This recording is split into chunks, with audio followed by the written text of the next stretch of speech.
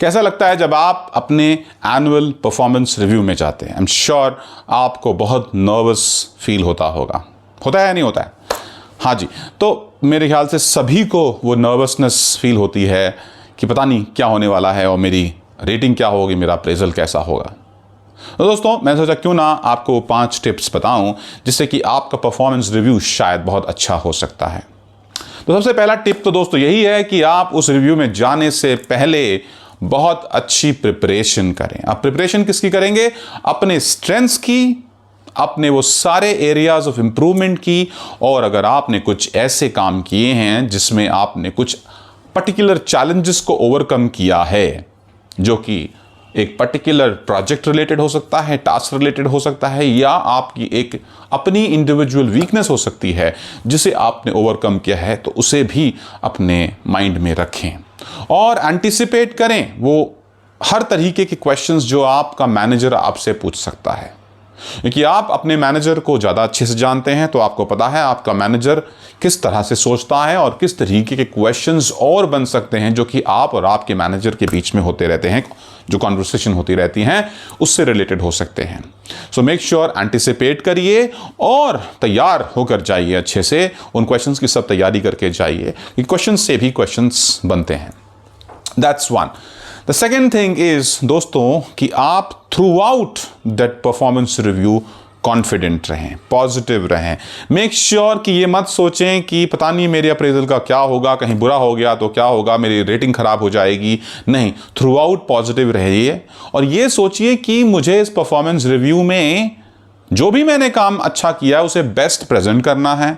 बाकी छोड़ देना है अपने मैनेजर के ऊपर, अपनी ऑर्गेनाइजेशन के ऊपर, अपने मैनेजमेंट के ऊपर कि वो मेरे बारे में इन सभी बातों को एनालाइज करके क्या रिव्यू लेती है in comparison to the other people who are there in my team. Also दोस्तों, थर्ड वेरी इंपॉर्टेंट दैट आपको अपने गोल्स पूरी तरीके से पता होने चाहिए।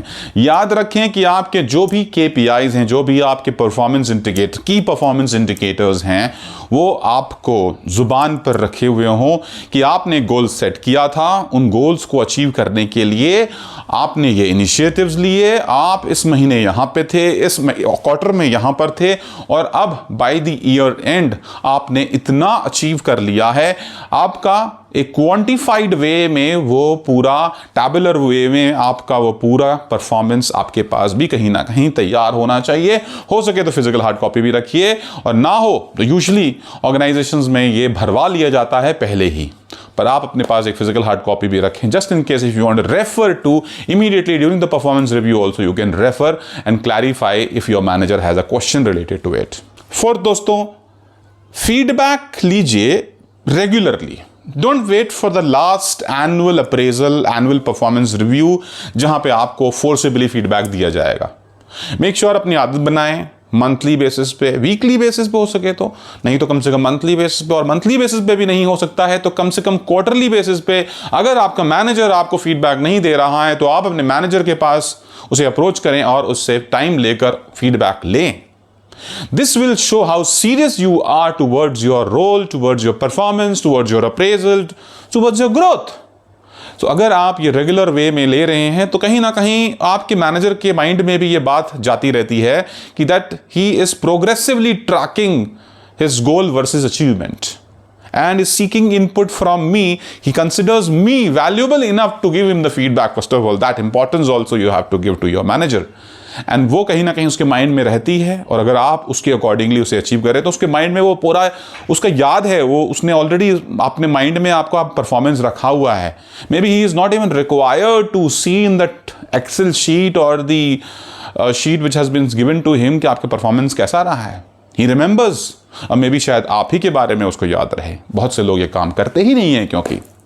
And last but not the least, the fifth one is that focus on growth and development. दोस्तों, don't take your feedback as an appraisal rating only. Don't take that feedback, don't take that review as only appraisal where you are going to get some ranking, some grading, and then based on that you will be monetarily rewarded at the year end. Take that as an opportunity to understand what is it that you did and how did it go, and what could you have achieved from your manager's point of view. हो सकता है आप, हो सके तो आप अपने and पर पूछिए, और अगर आपका मैनेजर बहुत ओपन है तो वो आपको ओपनली बताएगा, और कहीं ना कहीं आपको during that performance review itself you will receive, you will get all those inputs which are required to may be perform better next year also, and may be already आपको वो इतना इनपुट दे देगा कि आपका काम बहुत अच्छा हुआ है, and you will appreciate wherever required. So take that review as an opportunity to improve, and that is what you should show. You should show to your managers that you are looking forward for a great appraisal, for some good growth this year, but at the same time, whatever feedback he is giving, you're taking that with open heart to work on them wherever it is required, and have gratitude, and do make sure that आप उनको appreciate करें wherever they need to be appreciated for whatever they have done for you in the entire year. This will also help you build that camaraderie during the performance review and leaves a good positive impact on your manager. तो दोस्तों, अगर आप मेरी ये 5 बातें, मेरे 5 tips याद रखते हैं और इन पर काम करते हैं, ट्रस्ट यू मी, आपका हर परफॉर्मेंस रिव्यू अच्छा जाएगा.